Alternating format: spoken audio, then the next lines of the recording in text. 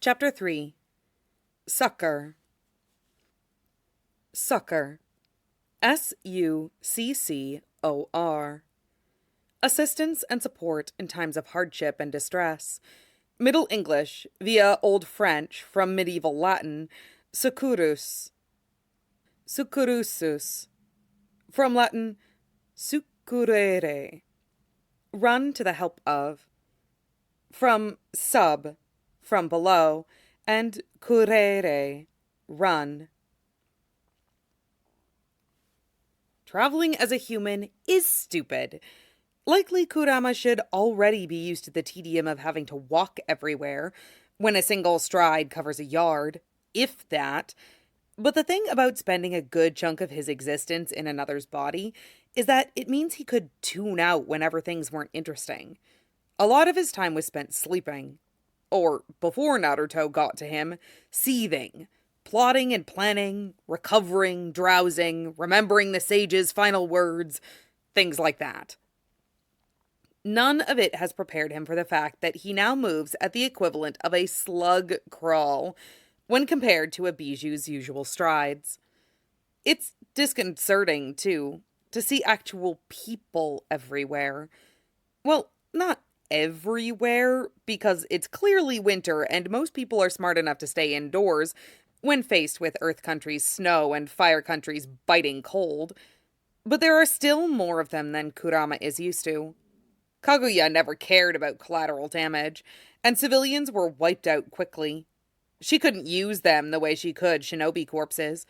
No chakra systems, or systems that were severely underdeveloped, Sakura had theorized once. But she hadn't wanted to chance those capable of molding her chakra being born somewhere along the line. It's strange enough to see movement on the roads that Kurama gives plenty of odd looks, in addition to those being directed at him. Those he ignores for the most part. It's easy enough to put down to the fact that Han is a huge man, easily the largest of the Jinchuriki, and Kurama feels rather like he's swimming in the borrowed uniform. It probably looks like he mugged a giant for his clothes or something. It's annoying, but so is practically everything about this situation. He thinks of Naruto again, of what Naruto would say or do in this position. He'd probably be laughing, bright and amused, walking along with his arms crossed behind his head and no plan to speak of, but every assurance that things would work out. Kurama can almost see Naruto out of the corner of his eye, walking beside him, and has to shake his head sharply to banish the vision. His Naruto is dead. The little boy he's going to see isn't anything close to his Naruto yet. And while Kurama will make every effort to be sure he becomes that person eventually, there are no guarantees. To honor his Naruto's last wishes, there's every chance Kurama will have to destroy all likelihood of the man coming to be, because he's here to stop Kaguya, and to do that he needs to cut off all her ways of coming back. Zetsu needs to die, to disappear, and that means Kurama will likely have to take the rest of Akatsuki out as well. It's not exactly a hardship, given their aims and what they did the first time around. A threat to the Jinchuriki is a threat to Naruto, and Kurama's hardly about to let that stand. Anger simmers just below the surface of his aggravation, a touch of rage twisted up with the iron control Kurama learned over decades of imprisonment. There's no jailer this time, no red-headed woman clinging to his chains, no blond boy determined never to hurt anyone with Kurama's power. But still, Kurama looks human. He's not the vast harbinger of disaster anymore. That's the creature still sealed and seething in Naruto's soul. Kurama, as he is now, can't afford to let his anger out, not until he's fully used to being human. Kakuzu defeated him. If Han hadn't been fighting as well, it's possible Kurama would have died there in the snow, rendering Naruto's sacrifice absolutely meaningless. He doesn't know this body's healing capacities, and doesn't want to test them. The wounds from Kaguya's chakra control rods vanished, But how much of that was Naruto's body, and how much was it the seal? Does Kurama's chakra make any difference even, when Naruto's system is so used to having both it and Uzumaki's resilience? The Uzumaki part is gone now. There's no trace of Naruto's chakra remaining. And Kurama has looked, searched every last cell of his new familiar body, looking for even a hint of the former occupant. It might as well be an empty vessel, though. A jar with every last ounce of its contents emptied out, wiped clean and left for Kurama alone. Damn the brat for being so good at seals anyway. Why? Why couldn't he have turned that to finding a way for both of them to come back? Why couldn't their positions have been reversed? Kurama knows the limits of his empathy, his abilities, and Naruto had none. Naruto would have saved everyone, brought every last enemy crashing down to stand alone in victory. With or without Kurama, he's always been a hero. Kurama is a natural disaster trapped in physical form and little else. He remembers, again, the scene just before Naruto hurled them back in time. Blood and darkness and matte black metal. Sakura's body crumpled like a dropped doll. Remembers Naruto falling. The dull, flat sound as his body hit the earth. Too late to stop the seal from working, even as the light slid out of his eyes. Tries not to think about the mad rush of chakra, the snap of reality twisting and breaking around him as whatever specks of Naruto were left inside him burned away. The human soul too fragile for such a shift. What does it mean for Kurama that he survived intact? Kurama knows he's not a demon, no matter what the fools living now would term him. He knows little of evil, little of good either, of course, because he's a creature of malice and hatred. But what he is comes from the humans themselves. He is what the sage made him. And if the humans want to call him evil, so be it. He's simply a reflection of their darkness. But Naruto has shown him time and time again that being so doesn't mean he can't reflect their light as well. This world might mean little to him, all its souls passing by like ants, but Naruto was never like that. And for Naruto, he'll save them. That it means he'll be able to take his revenge as well is simply a nice bonus. For all that Kurama relishes that fact. The temperature is dropping rapidly as night falls, and Kurama grimaces, casting a glance up at the deep gray clouds sliding across the horizon. Snow is rare in Fire Country, as long as one stays out of the mountains. But with Kurama's truly magnificent look, it seems he's just in time for a storm. He has no money, so finding an inn is out of the question, and as generous as Han was providing him with unripped clothes, they're hardly thick enough to keep him warm in a blizzard. Given that he's passing through farmland right now, there aren't even any nice caves to hole up in. It's either sleep in the bushes at the edge of the road, or break into someone's house, and Kurama doesn't want to deal with all the possible problems that could come with later. Still, there are lights ahead of him, a small, tight cluster of them, and Kurama decides he might as well check the inn regardless, if there is one. As much as it irks his pride, the innkeeper may be willing to take pity on him, or let him do manual labor to make up for a night's stay. A little indignity is not worth freezing to death, Kurama decides reluctantly. Besides, his feet are still bare. He's starting to lose the feeling in his toes, and as inexperienced as he is in listening to a human body's warning signs, he knows that can't be a good one. At least moving is coming more easily now, Kurama thinks, a touch sourly, as he makes it to the outskirts of the tiny town. Getting into a fight was good for that, at least, even if Kakuzu did almost fry him in the end. It's not like it's the first time he's been in control of Naruto's body either, but the emptiness is unnerving. For more than 100 years, Kurama has shared a form with a human, kept to the back of their thoughts whenever he couldn't fight his way to the front, And being without the submerging hum is like gravity suddenly shifting, so that things fall sideways rather than down. It knocks him off balance, and he finds himself so aware of the lack of noise that it's very close to maddening. Naruto was always doing, even when he wasn't in control.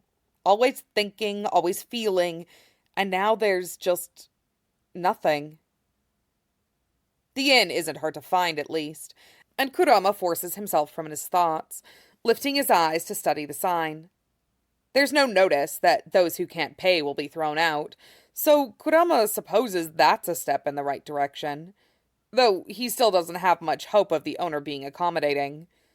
Maybe he's jaded by his own experiences, and Naruto's as a child, but he's seen a whole lot of the worst of humanity has to offer, and most of the good has been inspired by Naruto alone. In all likelihood, it's simply the world they live in. Hard to keep a positive outlook when you're little more than a mercenary for hire. Even Naruto could be pragmatic about it, to a degree.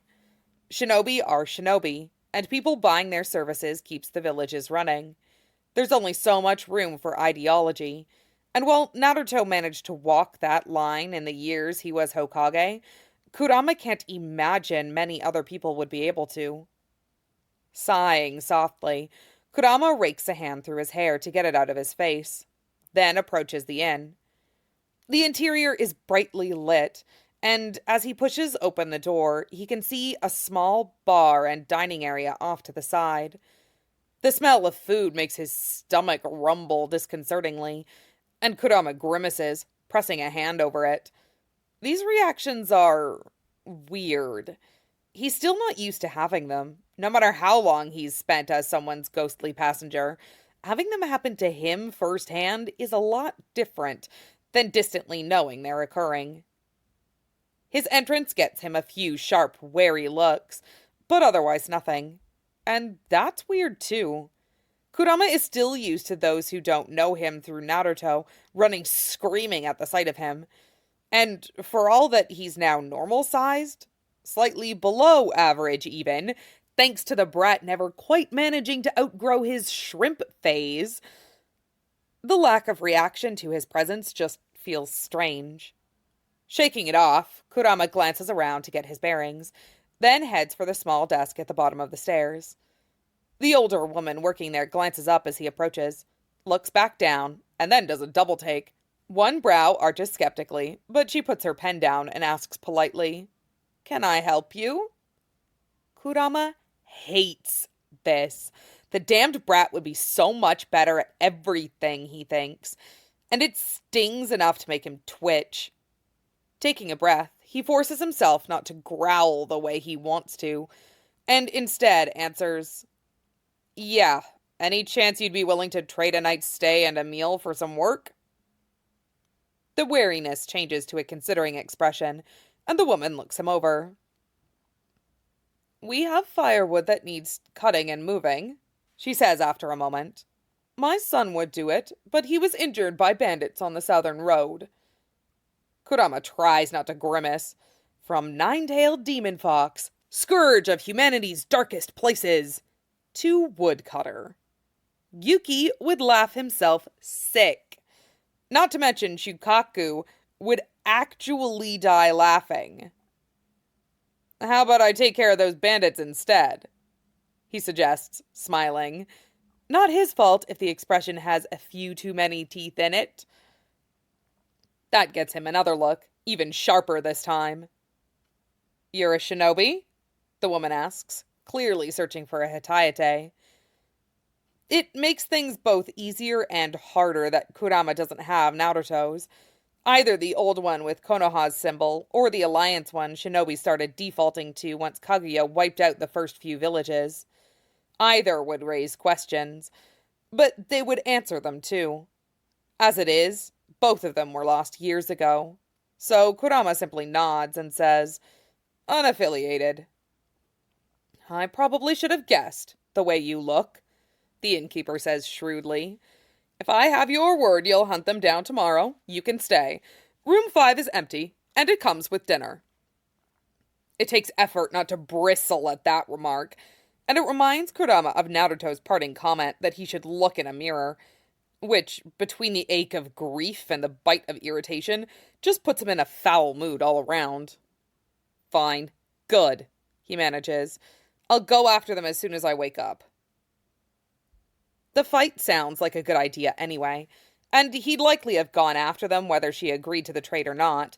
Bandits generally set up camp, so Kurama could have slept there after he killed them. Still, a warm meal beats scavenged scraps or stolen rations, and this way he's assured of a soft bed. There have been too few of those the last 5 years. For the sake of all of Naruto's complaining about the lack, if nothing else, Kurama will take advantage. We have a deal, she agrees, and passes over a key. Again, room 5. I'll have one of the girls bring your dinner, if you want to find a seat. Awkwardly, Kurama nods his thanks, then turns to look for an open table. There's one in the corner, tucked back against the wall, and he heads for it with some relief, instinct telling him to find somewhere dark and stay there. He's hurting, even if his physical wounds are already gone, and there's enough of a real fox in him to want to hide until the pain is gone, even if the more rational part of his brain knows it won't work. He remembers Naruto's grief after Kaguya killed Sasuke. It ebbed sometimes, but it never fully eased. And even though Naruto was a best friend rather than a lover to Kurama, he doesn't expect his own pain to be any different. Some things heal with time. Loss scabs over, but never seems to go away. The nightmares come as a surprise. Kurama gasps awake sometime before dawn, sweat-soaked and shaking again. This time with the image of Naruto's slack, empty face before him, twisted with the corrupted gray lines that always marked Kaguya's controlled corpses. There's nothing else. No danger, no threat.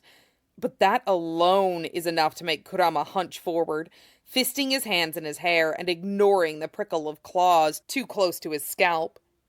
He takes a breath, lets it out in a rough, shaky cry, and clamps his eyes shut, fighting to hang on to that last smile Naruto gave him, rather than that horrible creation of his subconscious.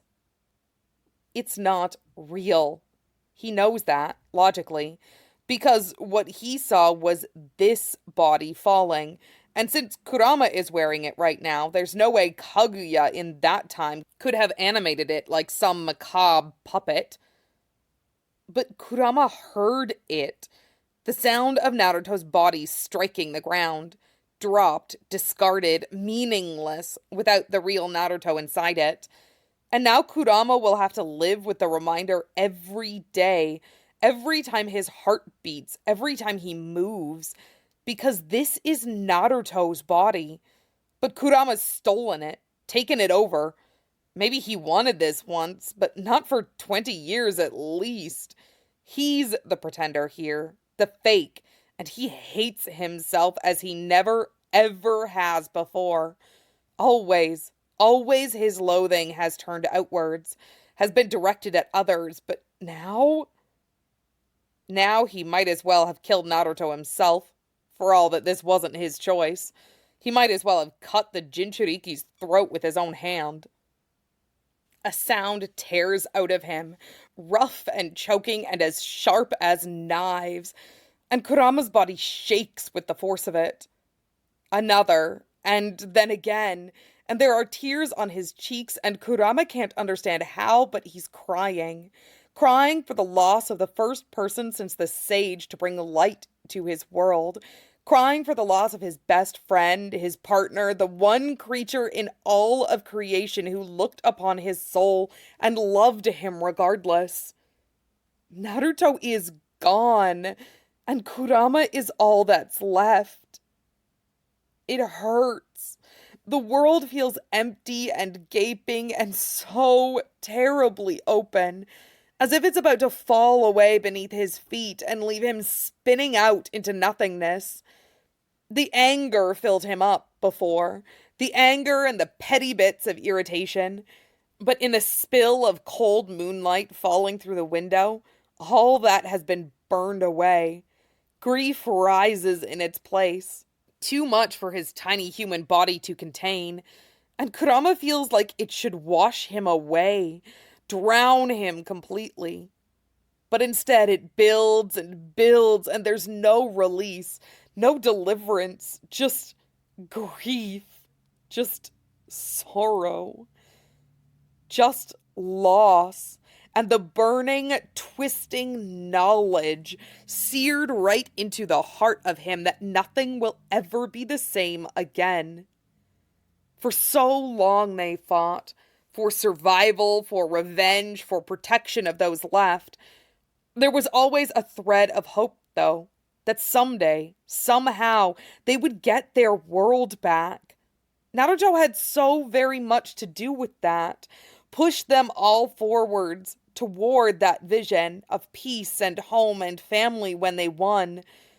Only with that last, final strike did they lose it. And even then, Naruto still clung to his hope that Kurama would make it back, would fix things, and let everyone be happy. But here and now, Kurama has none of that. His world will never, ever be what it was. And from now until this body crumbles away, he's going to have to live with this unfamiliar grief, these human emotions, and remember every second of every day just what he lost. Damn you, he whispers around the edges of a sob, pressing his forehead against his raised knees and wrapping his arms around his head. Damn you! But it doesn't even have the edge of anger to it that it did just hours before. There's only the ache, and even though Kurama knows himself well enough to realize the fury isn't gone forever, he hates this. Hates this weakness, hates the fact that he can't ride the hard edges the way he always did his malice and anger. Hates that he wishes he could have been the one to make the sacrifice instead of Naruto. Because he shouldn't. For anyone else, he wouldn't even dream of it. But a world without Naruto isn't one he wants to live in. There's nothing romantic about the sentiment. Nothing of lust or desire or anything like that. But Naruto was the first human to learn his name, to earn the free use of his power, to earn his trust and his friendship and his love. Naruto was the one person in existence for whom he would have done absolutely anything. And to be without that is like severing half of his soul and trying to move on without it. Enough, he tells himself. Tells this small, weak body. But it doesn't work. If anything, the tears come faster, hot and uncontrollable. And Kurama lashes out in frustration and pain, slashing futilely at the air. Enough, he cries. But it breaks partway through, and he can't bring himself to say it again. Surely he can't cry forever. Surely there's an end to this somewhere. It's still hours until dawn, but Kurama can't stay here any longer, inactive, mired in unfamiliar emotion. He felt as a bijou, but not like this. Not to these intensities, not with such pain. It's new and he loathes it. The shakiness of his limbs and the hollow emptiness in his heart. The dry sting of his eyes and the raw rasp of his throat. So vulnerable, with so many weaknesses, so many places where even a hard touch can kill. But he doesn't hate humans blindly. Not anymore. Maybe Naruto is the best of them, but through him Kurama has come to know others. Lost now, maybe, but he called them friends once, would have fought to his last breath to protect them. Their weaknesses give them strengths he's never quite been able to understand. And he wonders if, like this, he'll someday learn. Restlessness and the ache of the unfamiliar silence drives him up and out, still pulling the sash of his borrowed robe closed. The inn is deserted, but echoing with snores, and the buzz of the noise against his ears makes Kurama grimace. Shinobi don't snore, as a rule, and he's not used to the sound. It's enough that he's surprised he remained asleep as long as he did, and he's quite happy to get away from it now as he moves quickly down the hall. The innkeeper from the night before is just turning on the lights as he enters the main room, and she gives him a look of faint surprise. "You're up early, Shinobi," she says, even as she turns away. "Meaning to get an early start?" "Best to hit them when they're still half asleep," Kurama says gruffly, eager to leave. The presence of other humans itches at him, like fur rubbed the wrong way. He doesn't want to look at them and remember the reason he's here, the reason Naruto is dead. Because Naruto died for them, even if they'll never know it. And maybe that's actually part of the reason. They don't know, can't know, will never be able to look at any version of Naruto and understand the lengths to which he'd go to save them. Kurama resents them for it, because he won't allow himself to envy them their ignorance. Naruto is worth far more than that. For a long moment, the woman makes no acknowledgement. Then, slowly, she turns and studies him with an unreadable expression. "You have no weapon," she points out. Kurama shrugs, half lifting one hand so the pointed tips of his nails catch the light. "Don't need them," he counters, and takes a step towards the door. "The southern road, you said?" This time the woman lets him go and doesn't call him back. "Yes," she agrees, and then, when Kurama is almost out the door, "Good luck." He doesn't answer, pulling the door shut behind him. There's a thick layer of snow on the ground, a chill wind sending ice crystals dancing up through the air, and Kurama wishes futilely for paws and fur to withstand the cold. Still, he made a promise, and he'll keep it, so he grits his teeth and steps forward, ignoring the snow's bite. A breath, careful and steadying and slow, and he opens his senses as he starts south, seeking any feelings of malice or hatred.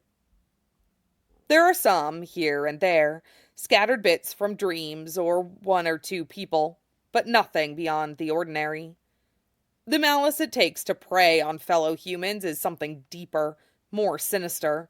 So Kurama keeps walking, passes out of the town and into the small wood. The shadows cast by the 3/4 moon are long and dark, but not oppressive to Bijuu's eyes, and he moves easily, silently through the darkness. Stealth, at least, comes easily after 5 years of hit-and-run fighting against a goddess, and Kurama is confident that he won't be seen unless he wants to be. Naruto would like this, he thinks, and the faint bitterness of the painful thought is undercut with the stirrings of anger once more. Helping people, trading services, defeating enemies. It should be Naruto here, not Kurama. Not Kurama, who keeps his word because that was Naruto's way, who does good because any less would leave Naruto disappointed in him. Not Kurama, who is reeling from this first true loss of someone close to him. His fellow Bijuu were regrets, because he couldn't save them, but the anger always overwhelmed the sorrow. Not so now, like this, because the absence of Naruto hurts worse than anything else he can imagine. But he can drown it out, he thinks. He hopes. Fighting Kakuzu left no room for anything else. Only action and reaction and bubbling, bright-edged fury at this little reminder of Kaguya. Fury is better than grief. Anger is better than sorrow. Kurama can endure the former. He has no experience surviving the latter. He takes a breath, lets it out in a white gust, then closes his eyes, coming to a halt. Up ahead is a knot of malevolence and petty cruelty, exactly what Kurama once spent centuries hunting. At the edge of his hearing there are people stirring and talking, sharp bits of an argument, and Kurama smiles thinly. "Found you," he murmurs, and ghosts forward, keeping crouched low to the ground. Firelight flickers through the trees, muted and shielded, but it's enough to see by. Kurama presses himself into the shadows of a gnarled oak and makes to slip around it to get a good look at the camp, but someone's already there. Kurama blinks, caught entirely off guard, and the shinobi in the painted mask blinks back.